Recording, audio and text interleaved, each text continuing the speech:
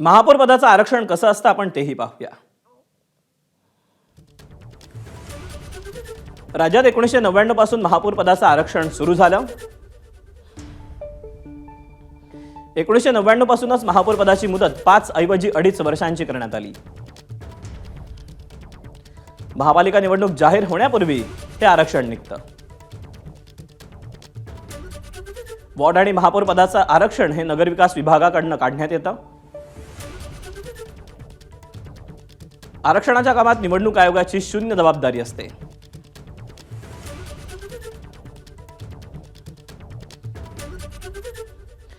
दोन 2017ला 21 फेब्रुवारीला मतदान झालं आणि 2 फेब्रुवारीला आरक्षण निघालं।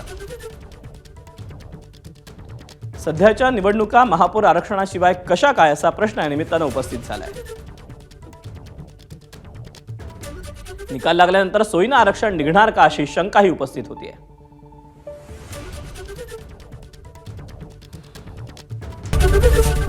एबीपी माझा, उघडा डोळे बघा नीट।